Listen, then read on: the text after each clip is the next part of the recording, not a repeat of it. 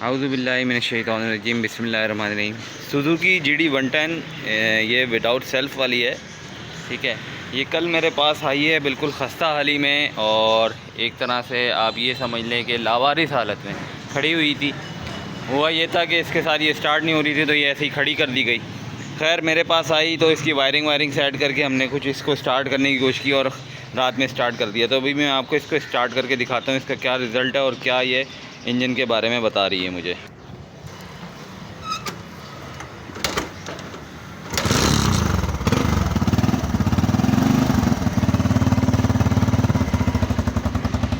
ये इस टाइम जो है कच्चा धुआं उठा रही है, मतलब कच्चे धुएं से मुराद ये है कि इसका जो मिक्सचर है कार्बोरेटर का वो सही वर्किंग नहीं कर रहा। अच्छा, इसके अंदर काम क्या क्या है, ये जनरल ट्यून के लिए बेसिकली हमारे पास आई है। साइलेंसर इसका बिल्कुल फट चुका है आप लोगों के सामने। बकाया ये कि अगर आप लोग यहाँ पर होते तो फील करते कि कच्चे धुएं की बदबू मार रहे हैं।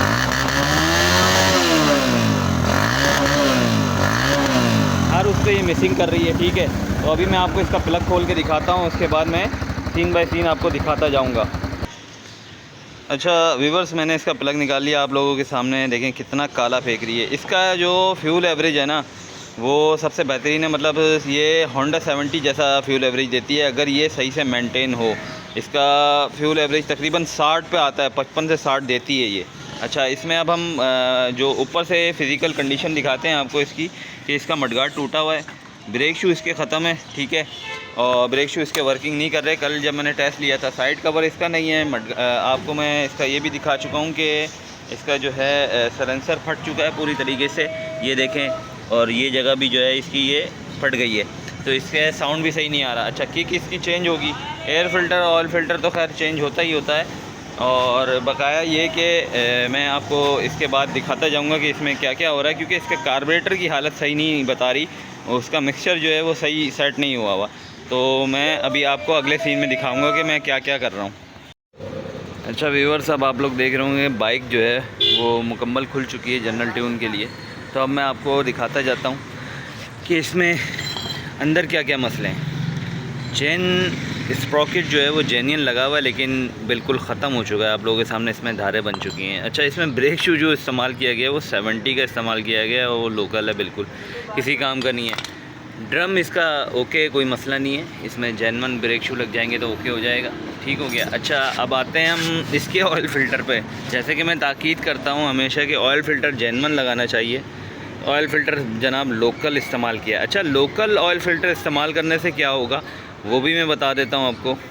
कि देखें, जैसे मैंने आपको बताया था कि इसके ऊपर ये DNP तो लिखा हुआ, लेकिन मार्का नहीं है कंपनी का, ठीक है। जिसने भी कॉपी किया है DNP तो लिखवा दिया, लेकिन मार्का नहीं आया। खैर आगे बढ़ते हैं। इससे नुकसान क्या होता है कि जब यहाँ से ऑयल जो है वो फ़्लो करके ऊपर जाता है तो ये अपने साथ ज़र्रात ले जाता है, ठीक है, ऊपर। तो बहुत थोड़ा अरसे बाद आप देखते हैं कि बाइक जो है स्मोक मारना शुरू हुई। पहले कच्चा धुआं आता है, कच्चा धुएं के बाद जो है वो स्मोक मारना शुरू हो जाती है। मतलब रिंग पिस्टन इसके ख़त्म हो जाते हैं और इसके वॉल ख़त्म हो जाते हैं, ठीक है। तो उससे बचाने के लिए जो है आपको ऑयल फ़िल्टर, एयर फ़िल्टर जो है वो जेन्युइन इस्तेमाल करना होता है। एयर फ़िल्टर की भी हालत खस्ता है, आप लोगों के सामने है, ठीक है। एयर फ़िल्टर भी इसमें हम जेन्युइन इस्तेमाल करेंगे। अच्छा, अब आ जाते हैं हम यूरो पे। यूरो इसका आज से पहले कभी भी नहीं खोला, ठीक है। ये फ़र्स्ट टाइम खोला है मैंने। उसका अशर आप लोगों के सामने कि ये पूरी तरीके से कार्बन से भरा हुआ है। अच्छा व्यूअर्स, कार्बोरेटर मैं आप लोगों को दिखाता हूँ। कार्बोरेटर के भी हाल जो है खस्ता हुआ है, ठीक है। बकाया इसको ओपन करूँगा तो इसकी एक अलग से शॉर्ट वीडियो भी बना दूँगा और इसमें भी मैं दिखा दूँगा कि क्या अशर हुआ है, ठीक है, हो गया।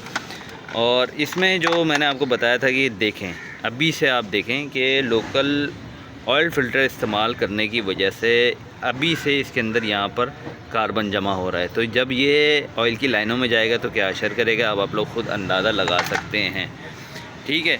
तो बकाया मैं सीन बाय सीन आपको दिखाता रहूँगा कि अब हम लोग क्या करने जा रहे हैं, कैसे करने जा रहे हैं। इसके बाद हम लोग ऐसी बात है इसकी टैपेट सेटिंग वगैरह करेंगे, ठीक है, ट्यूनिंग करेंगे इसकी टैपेट की। और एंड में जो है हम फ्रंट व्हील पे जाएंगे और फ्रंट व्हील का भी जो है हम क्या नाम है ब्रेक शू वगैरह चेंज करेंगे। इसका जो है वो स्विच भी चेंज करना है हमें। स्विच इसका ख़त्म हो चुका है, ख़राब हो चुका है, ठीक है। व्यूअर्स, अभी जो है मैं इसके टैपेट सेटिंग कर रहा हूँ। ठीक है। इसका ये टैपिक जो है वो लूज़ है और ये टैपेट जो है थोड़ा सा टाइट हुआ हुआ है, ठीक है। तो इनको एडजस्ट करूँगा, लेकिन जो हमें टाइम लगता है ना, बेसिकली लोग बोलते हैं यार जनरल ट्यूनिंग इतनी टाइम क्यों लग रहा है। अभी मैं आपको एक चीज़ दिखाता हूँ। ये मैंने कार्बोरेटर खोला था, इसको तो खैर उसी टाइम खोल लिया था, लेकिन ये देखें, ये जो इसका जेट नज़र आ रहा है जहाँ मेरा अंगूठा है, ये फंसा हुआ है। अब इसको खोलना हमारे लिए बहुत मुश्किल हो जाता है, ये रिस्की होता है बेसिकली। इसको लैद मशीन वाले के पास लेके जाओ, फिर वो जो है इसमें इंस्ट्रूमेंट लगा के इसको किसी तरीके से निकालता है, फिर इसमें दूसरा जेट डालो, तो ये रिस्क पे होता है ये इसका बेसिकली कार्बोरेटर। जब आप मेंटेनेंस नहीं करवाते तो ये सारे मसले आते हैं, बहुत बड़ा जो है ना वो अजीब हो जाता है, फिर हमारा टाइम बहुत बर्बाद हो रहा होता है सिर्फ और सिर्फ ये इन छोटे छोटे मसलों की वजह से। वरना तो इसमें इतना टाइम ना लगे, क्योंकि जाहिर सी बात है आपने दूसरी एसेसरीज़ चेंज करनी है और ट्यून करना है, और बाइक जो है अल्हम्दुलिल्लाह ओके हो जाती है। क्योंकि अभी आप देखें ये स्पॉकेट भी रेडी हो गया है, ब्रेक शू भी इसके जेन्युइन लग चुके हैं, ठीक है। ये इसके जेन्युइन ब्रेक शू हैं GT के। तो हमारा तो तकरीबन काम हो चुका है, लेकिन जो है हम अगर फंस रहे हैं तो आके फंस रहे हैं सिर्फ यही कार्बोरेटर पे। अभी इसको लेके जाना पड़ेगा, इसको सेट करवाना पड़ेगा, इसके बाद बकाया काम होंगे। अच्छा वीवर्स, इसका जो है इग्निशन स्विच जो है आपको चेंज करने के लिए इसका पूरा जो है हैंडल आपको खोलना पड़ेगा। ये 3 बोल्ट जो आपको नज़र आ रहे हैं ये खोलने पड़ेंगे। इसके बाद जो है इसको खोलने के लिए, इग्निशन स्विच को खोलने के लिए, इसमें 4 मुँह का जो है वो 2 स्क्रू होंगे, वो यहाँ लगे हुए होंगे, वो आपको खोलने होंगे, ठीक है। इसके बाद आप जो है चेंज कर पाएंगे, ठीक है। अभी मैं आपको इसको चेंज करके दूसरा लगा के दिखाता हूँ। व्यूअर्स, ये स्विच फिट हो चुका है, ठीक है। ये ऑन हो गया, ये ऑफ़ हो गया, और अब मैं इसको लॉक भी करता हूँ। ये देखें, ये लॉक हो गया, ठीक है, और ये अब स्विच ऑन हो गया। अच्छा व्यूअर्स, अब मैं कार्बोरेटर की कहानी दिखाता हूँ इसकी, ठीक है। ये कार्बोरेटर देखो इसका, इसमें आप लोगों के सामने अभी मैंने जो है इसको जाके मजबूरी की तहत जो है इसमें जो है फिर वो ड्रिल लगवाया और इसका जो है जेट निकलवाया, ठीक है। जेट की हालत देखेंगे आप, ये देखें, ये जेट इस हालत में निकला है। अब जाहिर सी बात है ख़त्म हो गया, अब हमें इसको नया ही डालना पड़ेगा, ठीक है। तो नया ये है। अच्छा, ये अलग से इसकी एसेसरीज़ मिलती हैं, लेकिन बहुत ज़्यादा कॉस्टली होती हैं, ठीक है। तो अगर जो है इसको वक्त के साथ साथ मेंटेन किया जाए ना कार्बोरेटर को, और इसके लिए जो इस्तेमाल होती हैं वो 2 चीज़ें होती हैं, नासा होता है और WD-40 होता है, ठीक है। अगर आप इसको इस्तेमाल करेंगे ना तो ये कभी भी ये आपके कार्बोरेटर बर्बाद नहीं होंगे, क्योंकि अक्सर इस मैकेनिक जो है वो कार्बोरेटर को, इवन शोरूम वाले भी कार्बोरेटर को हाथ नहीं लगाते। तो अगर इसको सही से मेंटेन किया जाए और इसको जो है ना इसका ख्याल रखा जाए तो ये तबाह नहीं होगा। तो अभी मैं इसको वॉश करते हुए भी आप लोगों को दिखाता हूँ। हाँ, रेडी है।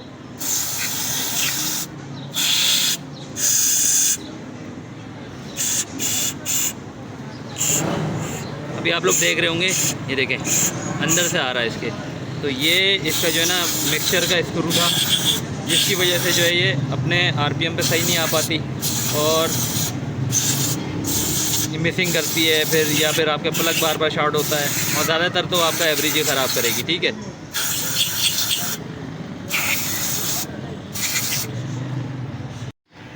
व्यूअर्स, कार्बोरेटर वॉश होके कंप्लीट हो चुका है, पूरा का पूरा मैंने इसको वॉश करके आप लोगों को दिखाया। उसके बाद अब मैंने इसको फिट कर दिया, ठीक है।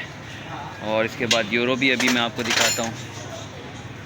यूरो देखें बिल्कुल क्लियर हो गया, ठीक है। अब यूरो भी फिट कर दूँगा।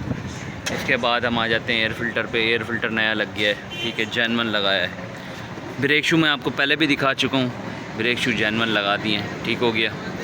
अब आगे बढ़ते हैं। ड्रम रबड़ें वो भी चेंज हो गई हैं, जेन्युइन लगा दिए, ठीक हो गया। आगे बढ़ते हैं। चेन स्पॉकेट ये भी जेन्युइन लग गया है, ठीक है। तो अब जो है सिर्फ और सिर्फ इसका फ्रंट व्हील रह गया है। फ्रंट व्हील के ब्रेक शू डालने, कार्बोरेटर लगाना है, ऑयल चेंज करना है। और इसमें जो मैं ऑयल फ़िल्टर लगाता हूँ वो मैं आपको दिखा देता हूँ कौन सा, एक बार फिर भाइयों ये है, ठीक है। इस पर ये DNP लिखा हुआ, ये कंपनी का भी मार्का आ रहा है, ये जेन्युइन है, ठीक है। ये अभी मैं इसमें फ़िट कर दूँगा और इसके बाद जो है बस हमारी स्टार्टिंग रह जाएगी और मैं इंशाल्लाह उम्मीद रखता हूँ अल्लाह ताला से बहुत कि ये कार्बोरेटर जो है वो सेट हो जाएगा। अच्छा तो वीवर्स, अब ये टाइम हो चुका है इस बाइक को यहाँ तक पहुँचाने में, ठीक है। तो अब मैं आपको स्टार्ट करके दिखाता हूँ और फिर बताता हूँ कि क्या रिज़ल्ट आ रहा है, ठीक है। कार्बोरेटर फिट हो चुका है। बिस्मिल्लाहिर्रहमानिर्रहीम। सर आप लोगों के सामने हाफ किक पे एक तरह से स्टार्ट हो गई है, ठीक है। बेटा थोड़े से आरपीएम बढ़ाओ, हल्के से, हल्के। मैं अभी आपको दिखाता हूँ। इसमें हमने जेन्युइन स्पॉकेट के साथ गोल्डन चेन जो है लगाई है, ये देखें।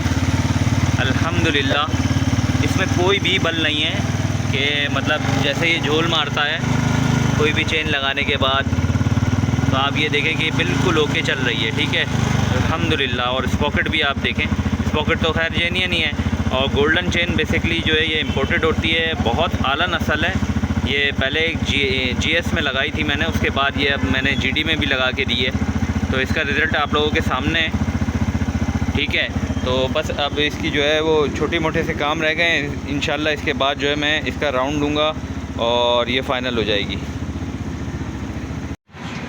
अच्छा भाइयों, अब जो है मैंने फ्रंट व्हील खोल लिया। फ्रंट व्हील खोलने के बाद इसका ड्रम मैंने चेक किया, ड्रम जो है वो ओके बता रहा है, कोई बड़ा मसला नहीं है इसमें। तो अब इसमें नेक्स्ट आके मैं आपको बंड दिखाता हूँ, वही सेम पिछला वाला 70 के ब्रेक शू लगे हुए। अच्छा एक चीज़ बताता हूँ आप लोगों को कि 70 के ब्रेक शू लगाने से आपका नुकसान क्या होगा। सर ड्रम ख़त्म हो जाएगा। दूसरी बात ये, इनकी लाइफ नहीं होती 70 के ब्रेक शू की इसमें। अब आप बोलेंगे ऐसा क्यों भाई, हमें बताओ। ये GR और GD दोनों इम्पोर्टेड बाइक्स हैं, ठीक है, बाहर से आती हैं। इनका सामान भी बाहर से आता है। GS लोकल है, GS की मैन्युफैक्चरिंग लोकल है, वो यहीं पर बनती है, ठीक है। तो इसके लिए जितना भी सामान है ना वो आपको ओरिजिनल ही जेन्युइन ही इस्तेमाल करना पड़ेगा, वरना इसके अलावा अगर आप इस्तेमाल करेंगे तो आप नुकसान उठाएंगे। सस्ते के चक्कर में जाएंगे तो नुकसान उठाएंगे, क्योंकि ब्रेकिंग सिस्टम इसमें अप्लाई ही नहीं होगा। मतलब एक तो ये ब्रेक शू बहुत जल्दी खा जाएगी, दूसरी बात ये ब्रेकिंग सिस्टम पे आएगी ही नहीं। जिस तरीके से इसको फ़र्स्ट टाइम पे आना चाहिए वो नहीं आ पाएगी। खैर इसके अंदर अब मैं जो है जेन्युइन ब्रेक शू जो है वो लगा के आप लोगों को इंस्टॉल करके दिखाऊँगा, ठीक है। ये इसका जेन्युइन ब्रेक शू है, ये अभी इंस्टॉल करूँगा मैं इसमें सर्विस करने के बाद, और फिर मैं आपको दिखाता हूँ, ठीक है जी। अच्छा वीवर्स, एक चीज़ मैं आप लोगों को दिखाना भूल गया और बताना भूल गया। इसमें जो बैरिंग लगे हुए हैं इसमें भी बियर मैक्स के बैरिंग लगे हुए हैं, ठीक है। किसी ने ये अच्छे बैरिंग नहीं है, ठीक है, बियर मैक्स के बैरिंग है। और पिछले व्हील में भी यही लगे हुए थे। पिछले व्हील में मैं आपको दिखाना भूल गया, लेकिन फ्रंट और रियर में दोनों में जो है बियर मैक्स के बैरिंग है। और अब मैं जो है ब्रेक शू जो है वो सर्विस इसकी ड्रम की कर चुका हूँ, तो बस मैं इसको फ़िट करूँगा और इसको फ़िट करने के बाद फ़ाइनल करेंगे इंशाल्लाह। बिस्मिल्लाहिर्रहमानिर्रहीम। तो भाइयों बाइक फ़ाइनल हो चुकी है, मैं इसको टेस्ट ड्राइव करके आ चुका हूँ, टेस्ट राइड लेके आ चुका हूँ। अब मैं आप लोगों को इसको फ़ाइनल स्टार्ट करके दिखाता हूँ। ये विदाउट सेल्फ वाली बाइक है, GD 110, ठीक है। तो ये मैंने किलिंग स्विच ऑन किया, हाफ सेल्फ पे अल्हम्दुलिल्लाह स्टार्ट हो गई। इंजन में कोई नॉइस नहीं है, आप लोगों के सामने सुन हो गया बिल्कुल, ठीक है। अच्छा अब हम जो है इसके RPM पे जाते हैं, ताकि आपको पता लगे कि हाँ भाई ये कोई जो है वो मिसिंग तो नहीं कर रही।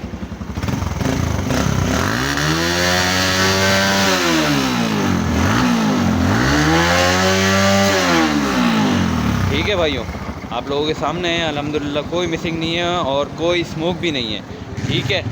तो इस हवाले से बस यही है कि जो कुछ मैं पहले बोलता हूँ कि जनरल ट्यूनिंग में बहुत ज़्यादा टाइम लगता है, ठीक है। तो इस हवाले से इस बात को सोच समझ कर अब फिर जो है मेरे पास बाइक लेके आया हूँ। बुकिंग ही होती है यहाँ पर, ठीक है। बुकिंग के अलावा अगर आप मेरे पास बीच में आ जाएंगे तो बहुत मुश्किल हो जाएगा, ठीक है। तो चैनल को लाइक कीजिए, सब्सक्राइब कीजिए और इस वीडियो को शेयर कीजिए। अल्लाह हाफ़िज़।